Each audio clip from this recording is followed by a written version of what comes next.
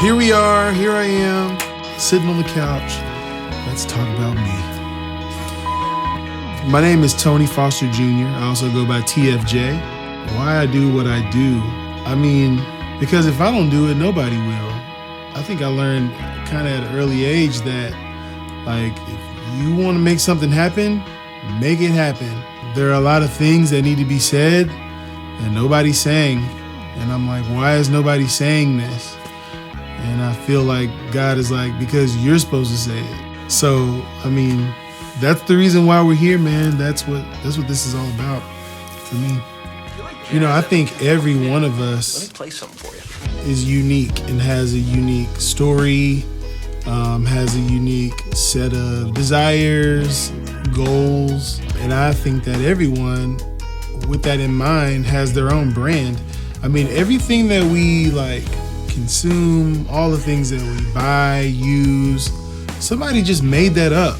There's no better way to brand yourself than to brand on purpose and not just create, you know, things to be utilized in a specific way, but just create out of who you are. And that's what I try to do. I really try to like create an environment to where every time I'm someplace, I want people to, you know, feel the fact that I was there. And I know that it's super important that, you know, people gravitate towards the messages and the imagery and the things that I'm sharing with them on purpose. But like ultimately, like I want to leave every space a little bit different than it was before I got there. And so that can work in a myriad of different ways, whether it's, you know, physical items that people are wearing, things that people create. I'm a solution finder, and however I can, you know, love someone with helping them find solutions, I'm gonna try and do that. Every day is a new opportunity to like embrace something different, and I'm not afraid of that. Music is like probably the only thing that can have an impact on someone without them even knowing what it says. People don't think about this, but music feels like one of the senses. The sense of hearing is a vibration, and so your body feels that. It's just another medium that I've got a lot of experience in, and it's an effective way for people to not only hear a message, but to feel that message. I've done music a long time, and in some seasons of my life, I wasn't doing a ton of music. So I know that kind of has an ebb and flow that's natural, and I don't consider myself like fully in control of when that happens. So when it's here, I'm in the studio, we're writing, but when it's not, like I'm doing something else that's deeply intentional. You know, I think I find the value in collaboration just because I know that if it was all about me, then God would have just stopped at making me. He wouldn't have made a world full of other people. I'm just interested in seeing what type of source, like what type of energy someone else can infuse into what I'm doing, man. It's like just mixing, you know, like spices and herbs, man. It's just like you get a totally different flavor, man. Somebody was like, lemon pepper.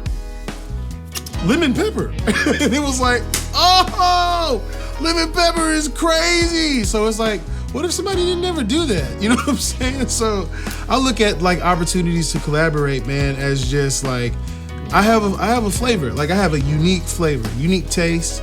And I always want to know, like, what would it be like if, you know, if there was a Tony Foster indie record or like a country collab, you know, I mean, just whatever. And so sometimes I just like feel drawn to people and it happens naturally, but sometimes it's through like deeply intentional relationships that just get built over time. And either way, like for me, it's rewarding. Like it's special every single time. Early 2020, me and a friend of mine, Ray June, we wrote a song together called Action. And in one of the lines in my verse, I said, I be on the wave, yeah, I'm on the scene, but I don't really follow crowds, let them follow me. And I was like, whoa. So then like we were just kind of listening to some beats, and I was like, it would be dope if I just made a hook out of like that I don't follow crowds, let them follow me. And we found a beat that my boy Canvas produced, and I was like, man, this sounds like the one.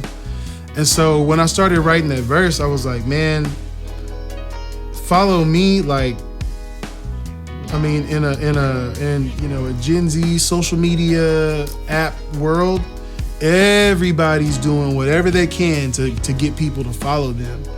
But oftentimes what I find is that people don't understand what leadership actually looks like. So they think that popularity equals leadership. That's not true. A lot of people, they crumble under the pressure of leadership because they weren't prepared. They just are popular.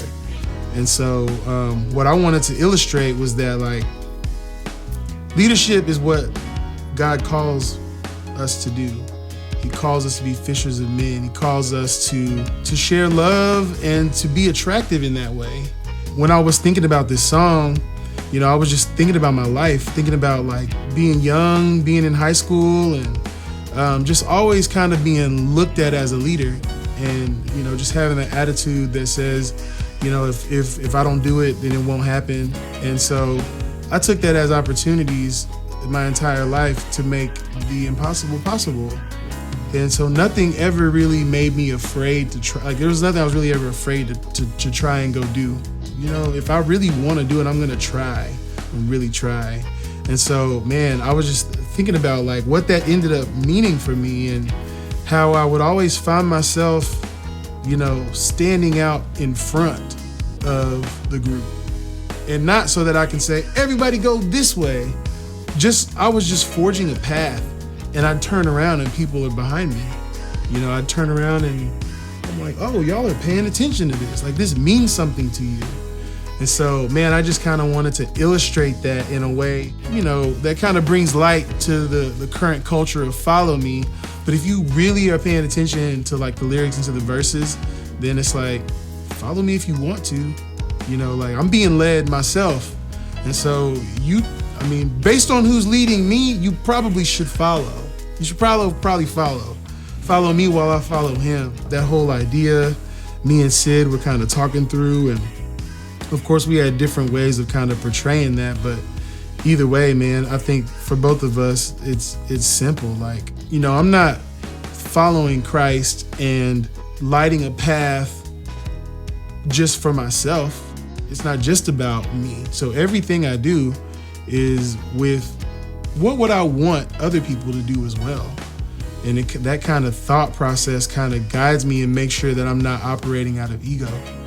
And so Follow Me is like a great example of just us wanting to collaborate, wanting to just like share a message that we think is super important, but also like have fun. Like that whole writing process was crazy. That was like a quarantine song. Like that was one of them songs that just wrote itself. Just hey, you know. So it was crazy, man. But we enjoyed it, and still to this day, performing it live is super enjoyable. I had no idea it was gonna be this much fun, but it was so much fun. So yeah, man, just being able to perform though in a space where I feel super comfortable, like, you know, you don't get that very often. I definitely cherish that moment, and glad that it's immortalized. I'm glad that it's immortalized, and I think all the other guys had a great time. You know, some of the guys that hadn't been here before, they were like, man, Tony, you got all the hidden gems, man. I'm like, hey, I'm not hiding nothing. Good times, man. I really can appreciate times in my life where I've been able to watch something be an idea and then it become a tangible thing. And so I'm just super grateful for just being at the right place at the right time, just by being obedient and being able to be at the genesis of like Fire in Little Africa. You know, Stevie is playing DJ at one of my gigs and he's like, hey, I got this crazy idea. A year and a half later, here we are. And I have been blessed to be, it was really an invitation process, but I was invited to attend a recording session in 2020. And then that recording session, it consisted of about 50 or 60 artists from Tulsa, Oklahoma City. Our goal was to create a project surrounding the narrative of the Tulsa Race Massacre, which is approaching its 100-year anniversary. Man, we wrote songs in the Greenwood Cultural Center. We wrote songs in like a former KKK leader's mansion, like that we overtook. And I mean, the album is called Fire in Little Africa. It'll be released May 28th. I'm grateful to have, been able to write one of the songs and to appear in a couple of other tracks in the album. And so, gosh, we're really excited because this is the perfect time, like the timing of being able to tell a story just that's a part of history and having there being no restrictions, no one that can filter that story or try and manipulate that story. Like, a bunch of artists were able to create a piece of art that will live in history, and we're all close in proximity to the actual events. And some of the participants are direct descendants of some of the victims. So it was just a special project, man.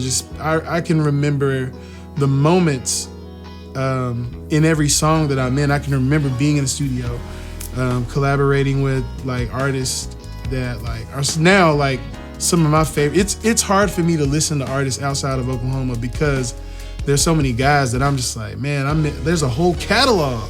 There's like 35 catalogs out here that I need to catch up on. And so, man, just the accessibility of all of them, and me sharing. I've been collaborating with a lot of those guys ever since that session. Fire in Little Africa will go live May 28th on all platforms. It is licensed by Motown, and I mean, gosh, people are gonna lose their minds when they hear the music, in a good way and probably in a bad way too. And that's both are incredibly on purpose. So y'all are about to get it. Yeah.